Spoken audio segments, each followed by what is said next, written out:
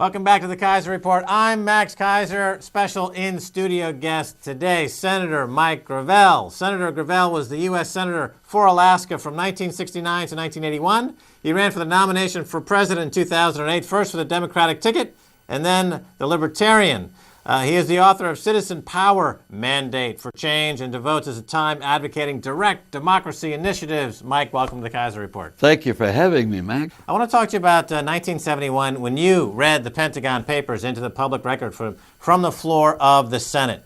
Now, how was that received at the time by your fellow senators, and how would you relate that to WikiLeaks today? What WikiLeaks is doing today is better than what we were doing with the Pentagon Papers. The Pentagon Papers was the history of how three presidential administrations had lied to the American people about going into Vietnam and then staying there and killing, 3 million Southeast Asians, 58,000 Americans. And I want to say, Max, they all died in vain. Vietnam is still a communist country, has most favored trading relationship with us.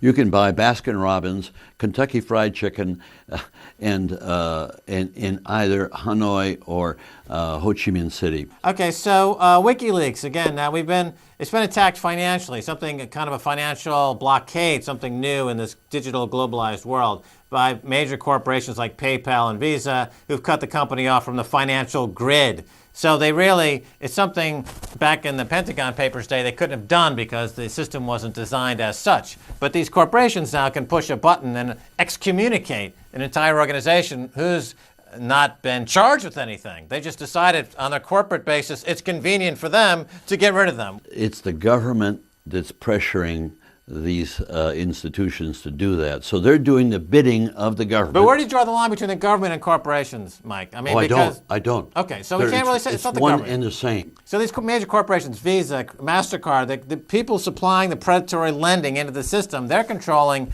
the outcome of what happens on the policy initiatives in Washington. And there's no government. There's no representative government. There's nobody there standing up for the rights of the people. You know that. I know that. Everyone knows that. It's a farce. It's corporatism. Totally. And it's worldwide. I don't know, Max, if you're aware of this new study that came out of Zurich where they examined 43,000 corporations, you know about it, and it filtered down to 1,350 corporations with interlocking directorates and relationships, and they control 60% of the world's wealth. Now, that's clearly a problem that requires trust busting, as Teddy Roosevelt once was More famous. than trust busting. Okay, More than trust busting, because you're operating within the confines of representative government. And when you go there, you don't have a chance to bring about change. You want to bring about change, you've got to bring the people into the operation of government independent of representative government so that the people can make laws. There's only two venues for change. One is the government wherein the problem exists. The other is with the people. But the people need procedures to act upon the knowledge they have, and that has to be procedures that permits them to be lawmakers. Marcus Cicero, over 2,000 years ago said, liberty, freedom, is participation in power. If you don't participate in power, you are not free, and that applies to all the countries in the world, including Switzerland, because where you do have direct democracy in Switzerland and in some American states, it's controlled by representative government. And that's why I emphasize that it's got to be done independent of representative government. And I have legislation that I've worked on. It took me 7 years to write it. And it can be applied in any country in the world, and it would empower people by going around the government. I have no confidence that the government would ever empower the people. Okay, so this is what you're into now, direct democracy. My whole life is in there. Okay, and as you've just described it, you are globe-trotting with basically a do-it-yourself kit, how you, too, can be democratic. If you follow these simple, flat-pack kind of... You're right. It's like an IKEA. You know, you simply put it... You can screw it. It's simple. Here's the simple... You take the best, I would assume, from what the founding fathers of the U.S. had to offer, and you mix it on with some other... Cicero and a few other bright minds from the ages, and you go into these countries. You're all over the world with this. You're all over the world. How is it? What countries are receptive, and what's been not receptive? First off, it's receptive by the bottom of the pyramid. People know at the bottom of the pyramid they're being screwed by the system. And so, okay, take a good example like Egypt. Okay, they just had a revolution. They've been in control of a client state. Mubarak is controlled by America. They want democracy. Now, would you go in there to Cairo? Have you gone in there? Have they looked at it? What's the no, I've not gone into Egypt. I would not do that.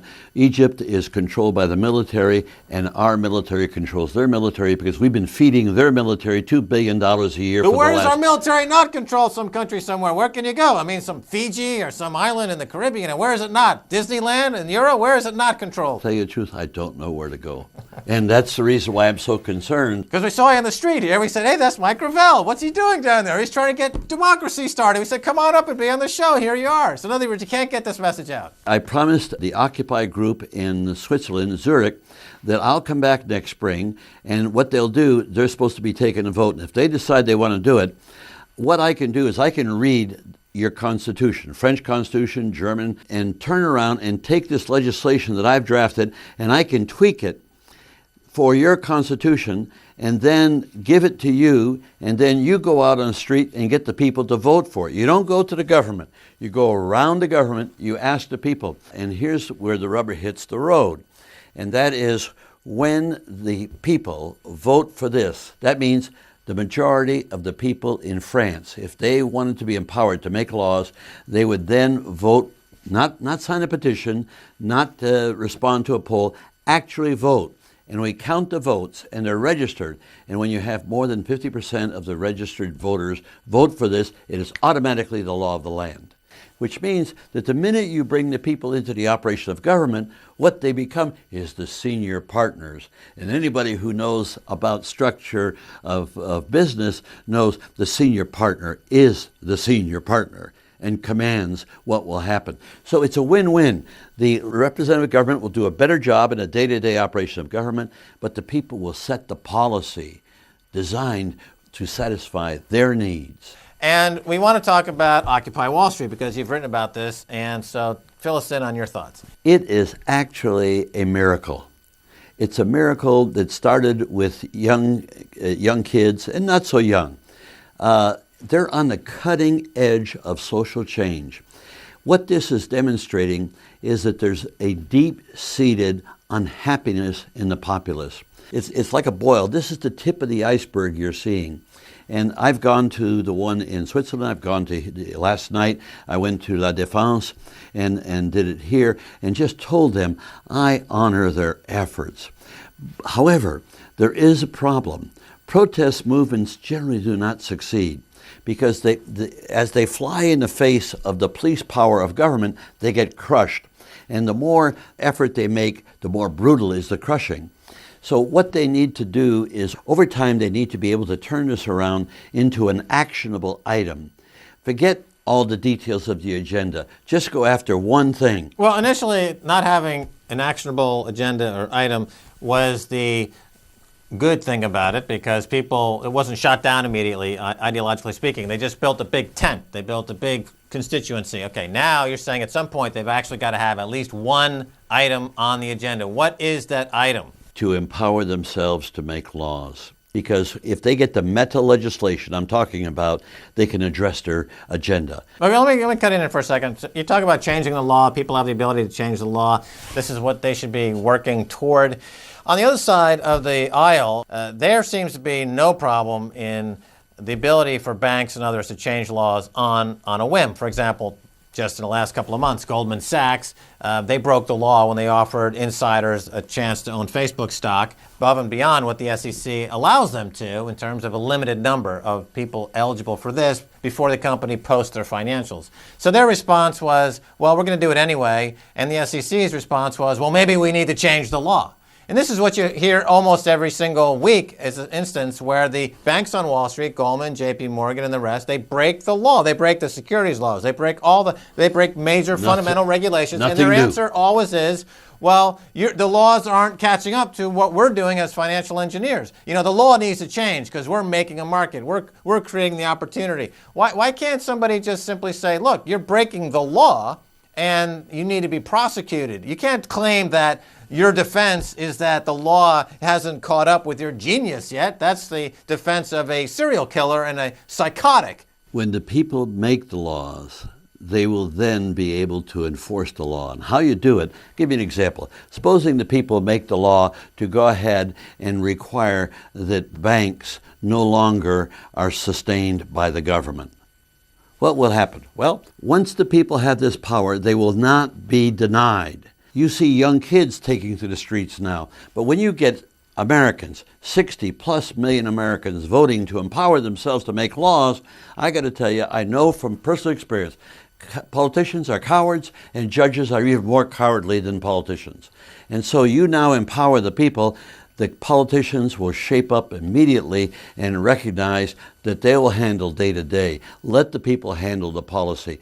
The first thing you do is stop corporations from being treated like a human being. In the constitutional amendment I have, it says that money for an initiative, for or against, can only come from a natural person. What does that mean? That all these unnatural people with all this power to steal and break the law, they can no longer get involved in the lawmaking process, which they do right now because they own the Congress, they own all the governments. Okay, so we've got about a minute left. To summarize, you've been working on this direct democracy project for a number of years, and you see with this Occupy movement really a golden opportunity for the realization of these ideals. With this group, these people now are just begging to retake back their democracy and their rights, and so you're really enthusiastic by this, right? And up till now, I've never really had any hope that other than scratching away and being lucky that we could bring it about. But now when I see the Occupy movement rising like a phoenix from nowhere and worldwide immediately, and it'll get legs and depth. And as that's the crisis I've been waiting for, to now push the national initiative and say, the answer is not to protest, the answer is to make yourself lawmakers. And then when they realize that, it's Katie bar the door. Up until now, I exist on a basis of I have faith that when we reach critical mass, the corporations will wake up and say, my God, what's going on? It'll be too late. The people will know this, and you won't have to sell it to the people. They'll just want it. All right, Mike Gravel, it sounds good because clearly you've got your expertise mixed with this whole generation of this movement is on the street and ready to go. So there's a tinderbox ready to explode, hopefully for the greater good. That's right, and it won't explode in a violent way. It'll explode in an evolutionary way, and that's the way it should happen. Senator Mike Gravel, thanks so much for being on the Keiser Report. Max, thank you for having me. All right, super, and that's going to do it for this edition of the Keiser Report with me, Max Keiser, and Stacey Herbert. I want to thank my guest, Senator Mike Gravel. If you want to send me an email, please do so at keiserreport@rttv.ru. Until next time, this is Max Keiser saying bye, y'all.